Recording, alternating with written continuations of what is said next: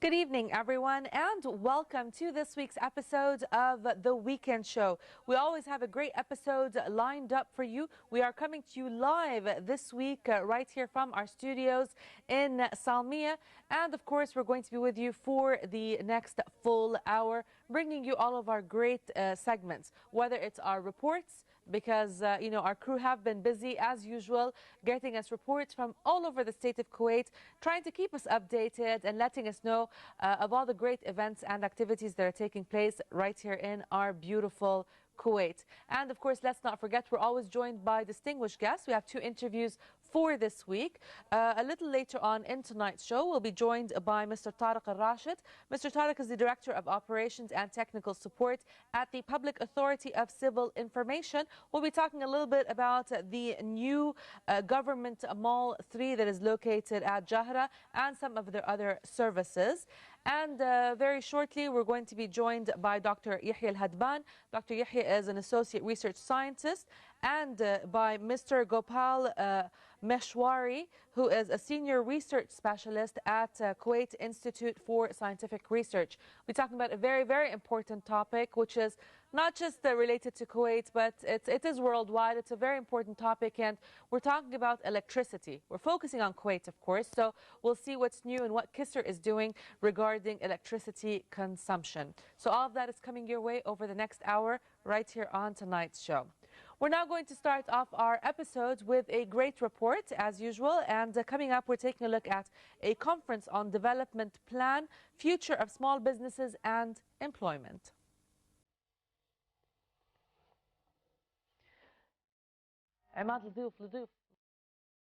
Under the patronage of His Highness the Prime Minister Sheikh Nasser Al-Mohammed Al-Sabah, the Kuwait Economic Society recently organized a conference titled Development Plan, Future of Small Businesses and Employment Opportunities.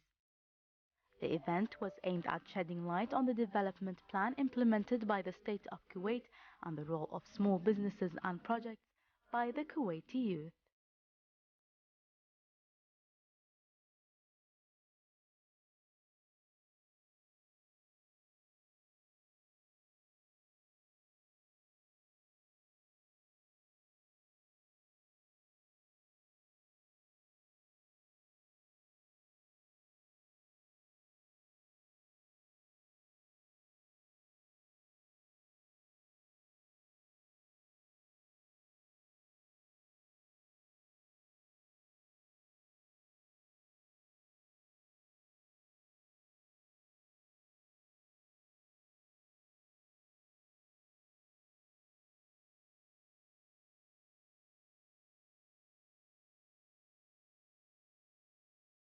The objective of our conference today is to highlight the importance of the small business enterprises in the development of the economy. Today, Kuwait is moving into a transformation stage in the reform process of economic reform, which indicates and highlights the importance of supporting the SME entrepreneurship and creating and moving forward our entrepreneurship to move forward into the development process. There is a lot of challenges that confront this sector that we will highlight the issues on them. Some issues are legislative, some other issues are bureaucratic processes, which we do believe that we need to highlight them to move forward by initiating a reform law that embraces and protects the small business enterprises and encourages our entrepreneurs and young adults to engage in the private sector.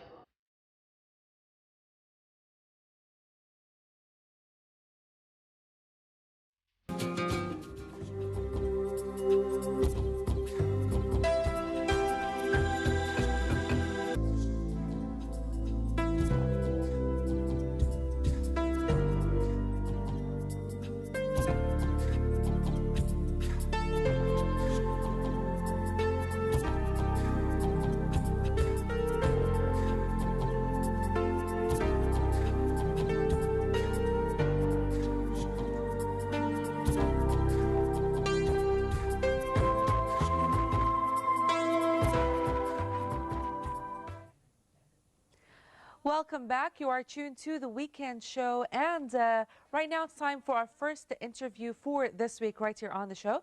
And we are joined by two very distinguished guests. We've got Dr. Yehya Al-Hadban. Dr. Yehya is the Associate Research Scientist at Kuwait Institute for Scientific Research. And we have Mr. Gopal Maheshwari.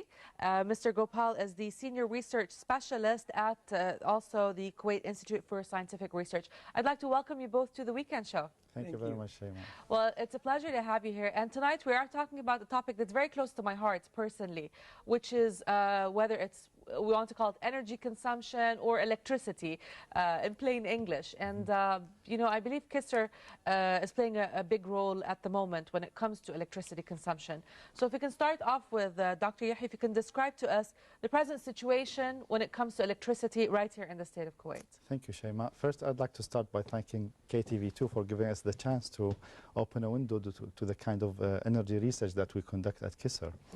As we all know, the energy issue and electricity consumption is one of the major issues that occupy the mind of the planner and decision maker in the country. Demand for electricity is growing at an annual rate of 6%, which might appear to be a bit high. But looking at the growth and the construction activities taking place in the country, we can consider as reasonable, really. Also, on the other hand, the buildings are occupying or taking about 85% of the power demand in the country. Okay, so you're saying we're reasonable, considering the circumstances, our consumption is reasonable. Yes, I mean, if I may comment on reasonable, it's like, because we can look at different things. The country is going under development and this kind of things, and we can see like the past 5 years, there is many construction projects. Even the Kuwait downtown have a different look than how it used to be. The skyline has been completely transformed. Exactly, exactly. I mean, when I look at Kuwait downtown at the moment, it's like one of the American downtowns or something, like with the high-rise buildings. Yeah, that's true. Okay, now you mentioned Kisser. Now Kisser is, you mentioned there's a research that's being held at Kisser regarding electricity. Now, if we can tell us a little bit of what Kisser is doing to reduce the demand for electricity in buildings, now in specific. Yes, exactly. That's quite an important question, really. And it's one of the things that we are proud to talk about. I mean, since the late 70s and the early 80s, Kisser and the energy experts at Kisser has been conducting a lot of extensive energy research in this field. And one of the things that we are proud of here in Kuwait, that the outcome of this research is coming out with the what's known as Energy Conservation Code of Practice that really controls the usage and consumption of electricity, which is reflected later as energy in buildings. This code of practice has been established in the early 80s and has been in action since 1983 by the Ministry of Electricity and Water. To be proud of, really, Kuwait is the first country in the region to establish such a code, and Kisser has been a reference to refer to from the countries that are the Gulf, the GCC countries, and even the Arab region, just to come and learn from our experience. Now, what this code controls or assures is making sure to have the minimum basic fundamental energy conservation standards in buildings, and the systems that are occupying or being used in the buildings, and the power facilities or power equipments that are used in the buildings. So having... Now, sorry, as a regular individual, now if I might just cut in. So is this something that's close to smart buildings? I mean, where things, well, maybe not as high tech, but the same concept where you're doing things to reduce consumption based on, you know, if someone's there, if not, places being used, etc.? Yes, well, actually, the more the building is energy aware, the smarter the building. So let's say... still a smart building. Exactly. I mean, well, we can say that Kuwaiti building has started to become smarter or smart since the time this Energy Conservation Code of Practice has been introduced. Because, for example, in the past, buildings used not to have any insulation. So the code introduced the law that forces the user or the constructor to use insulation in the building. In addition to that, having building components like windows in the building to have more energy efficient windows that will cut down in the heat gain or the thermal gain that will lead to raising the or increasing the consumption is a big feature or a big advantage. In addition to that, there are other things, hardware that are used in buildings, for example, like lighting. We all know that in the past, or up till now, many buildings use incandescent lamps, which are well known as highly energy demanding or consumers.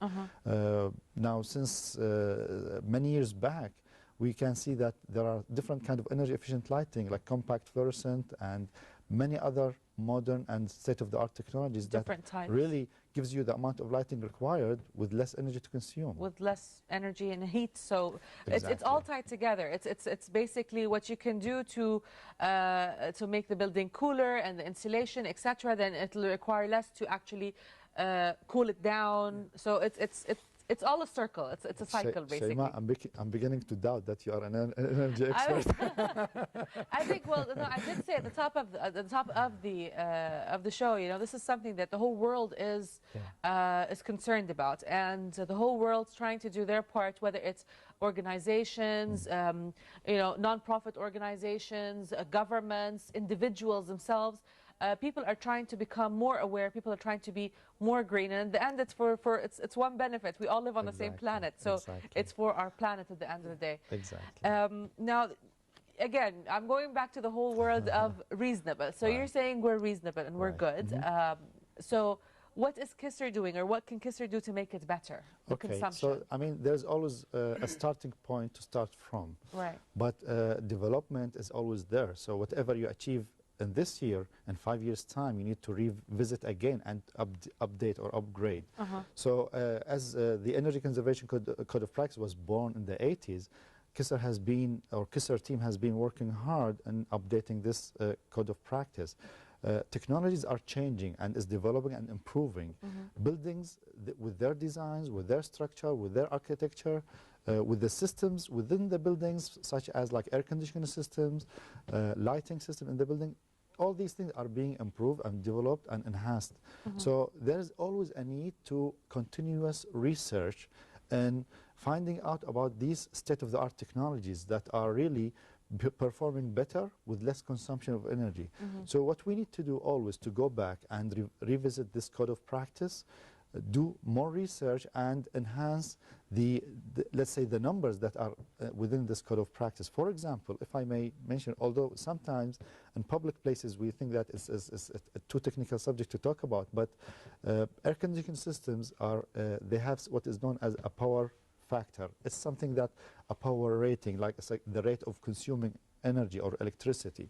So in the past, the 1983 Code of Practice used to have a power rating of 2 kilowatt per ton. Now, the recent Energy Conservation Code of Practice that has been in action since 1st of February 2010. That's this February. Yes, exactly.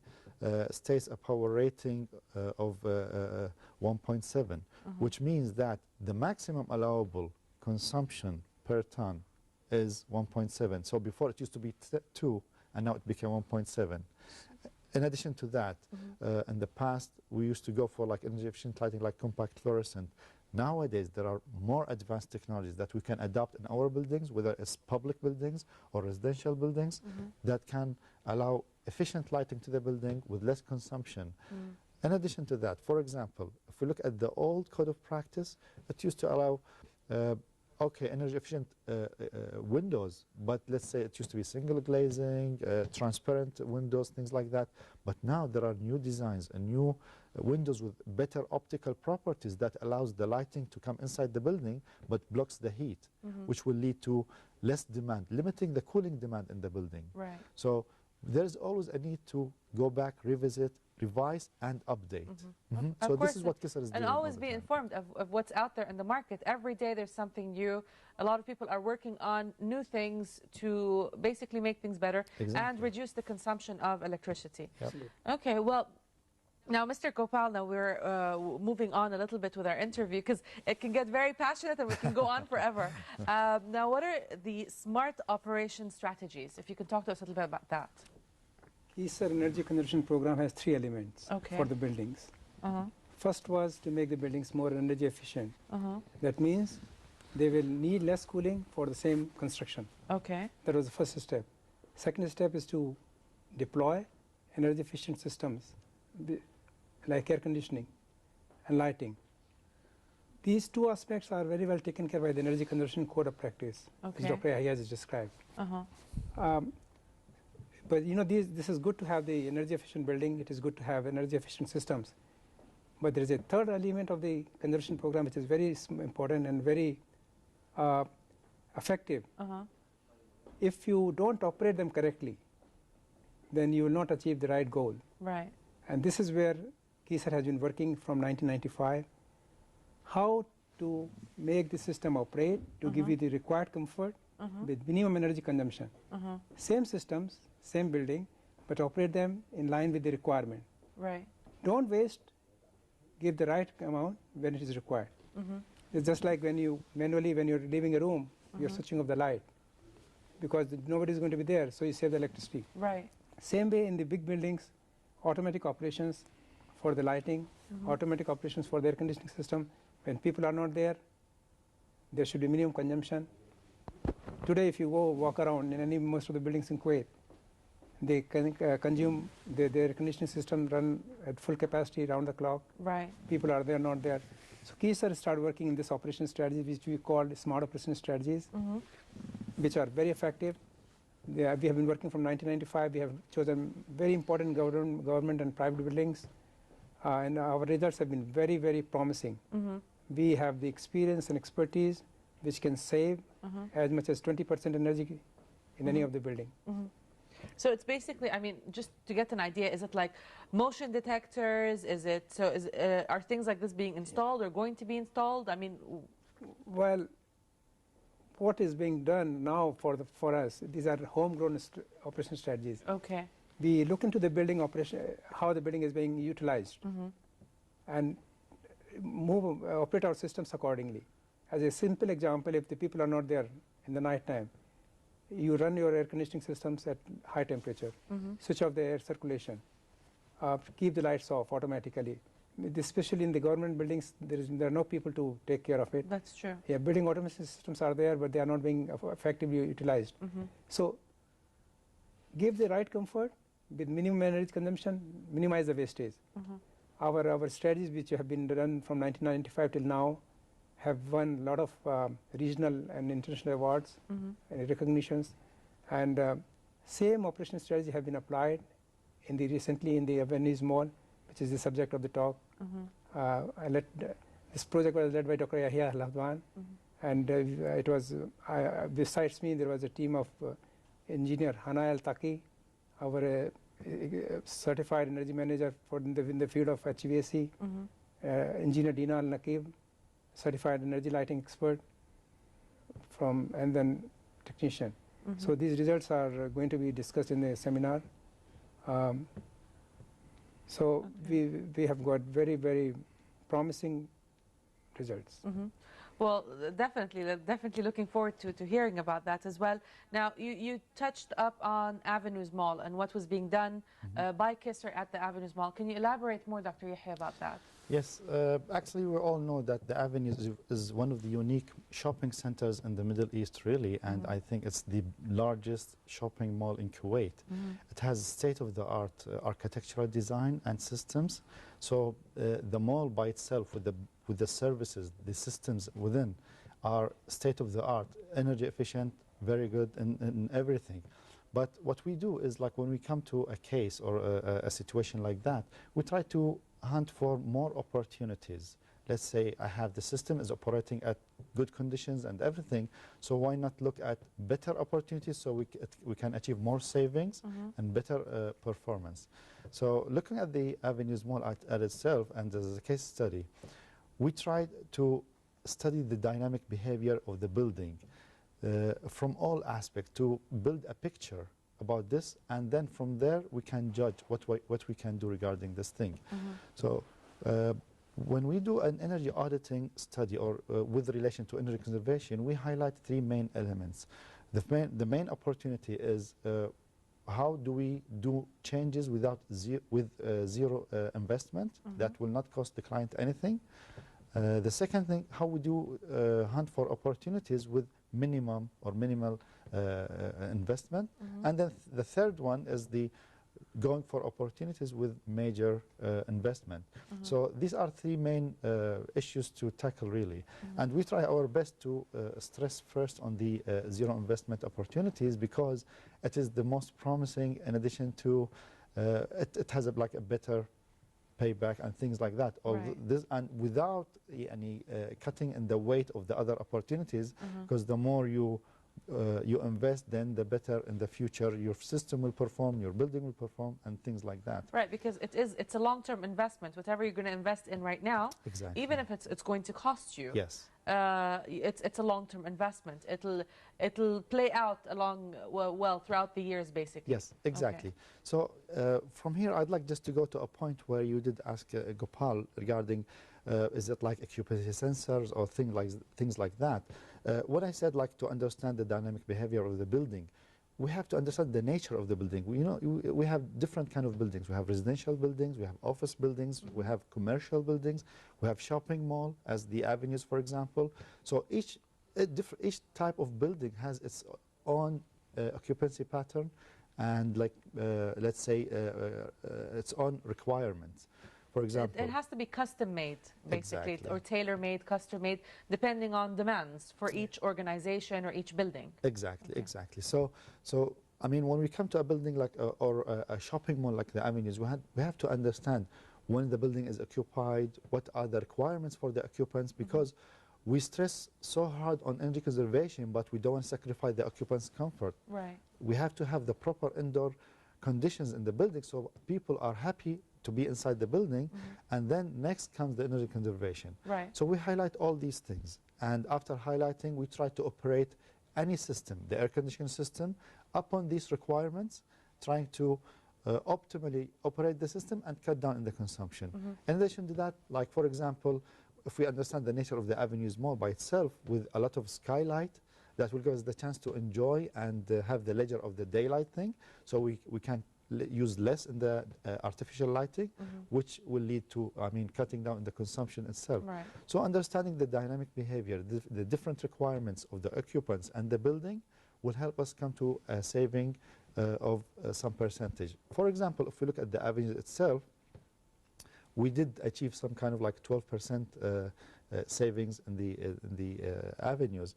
In addition to that, the client themselves, it's owned by the Mabani company, achieved annual saving of 20,000 KDs. But what we'd like to stress on and highlight really, because the electricity is highly subsidized in Kuwait, there is a big benefit to the Ministry of Electricity and Water, which is the benefit for Kuwait, that cutting down or saving of around like 400,000 KD per year. This is through the subsidy thing. So because of the subsidy, there was a cost of this much, but it's being cut down because of the strategies that we applied in the Avenues Mall. Okay. Now this is all going to be discussed, or I believe there's an upcoming seminar. Yes. Because we're nearly running out of time. So I believe, because the seminar is, I believe, coming up soon, where Kisser will be discussing what took place at the Avenues Mall. Yes, exactly. Okay. Now on the 25th of May, there will be a seminar conducted about the project that we have done with Mabani company regarding the avenues. That the project was conducted on phase 1 of the avenues. As we all know, that the avenues is separated into different phases, and we conducted our energy auditing study on phase 1. Now, the findings and the results of this research work is going to be discussed and shared with the experts on the 25th of May. We have a big seminar is going to be held in Kuwait Institute for Scientific Research that will share all the expertise and the knowledge and information regarding this. And I would like to, on behalf of the Director General of Kisser, Dr. Naji Al-Amtari, to invite all those who are interested and all the experts who would like to learn about our experience to attend this seminar on the 25th of May. That will be on this Tuesday from 8:30 until 1 o'clock, and it will be a pleasure for us to share this experience with everybody. Of course, it's great knowledge, it's practical knowledge that has been implemented, and this is how we learn, I guess, at the end of the day. And again, it's all for a better Kuwait, a better world, so in general. Now, Mr. Gopal, in brief, if you can just tell us a little bit about KISR's future vision, because we're coming towards the end of our interview. So, the KISR's 7th strategic plan, which had just started from the April this year, 5 years plan. KISR has set a target for itself to minimize the energy consumption in the existing building by 10%. Okay. And new buildings by 30% from the present level. So you can imagine that what kind of impact it's going to make on the country. Achievement, yeah. And this is our really goal. In the next 5 years, we're going to work on it. This is over the next 5 years. Yeah. So 10% in existing buildings and 30% in new buildings. It's very important, really, because the code can take care of the new buildings. Right. But the existing buildings are the major buildings. Of course. Then you have to, like, you know, custom make or as we said, tailor make something for them. Right. So it becomes a little harder when you're not doing it from scratch from the very beginning. Okay. And no country can achieve any success in conservation if these buildings are neglected. Of course. So that's what we all play a big role in it as well. So we can't say, you know, KISR is going to do the whole job, or the government. It's a role everyone plays. So we all try our very best to actually make it a better place and to conserve on electricity. I'd like to thank you both so much for being here, and of course for all of your efforts, and definitely looking forward to the seminar as well and the feedback that we're going to get, and 10% and 30% looking very good over the next 5 years. Thank you both so much for being with us. Thank you very much, Shema. Thank you. Well, dear viewers, we would like to thank Dr. Yehya Al-Hadban, Associate Research Scientist at Kuwait Institute for Scientific Research, and Mr. Gopal Maheshwari, a Senior Research Specialist at Kuwait Institute for Scientific Research, for being with us tonight and talking to us a little bit more about KISR's efforts on trying to reduce the demand for electricity, or trying to at least reduce electricity in general, as we heard. And it's a role that everyone should take action in, and everybody should at least do their very best to work for you know, less consumption of electricity. We're now going to move on right here on the show. We're going to go to our second report for this week, and it's from Kuwait we start, and in Kuwait we end conference.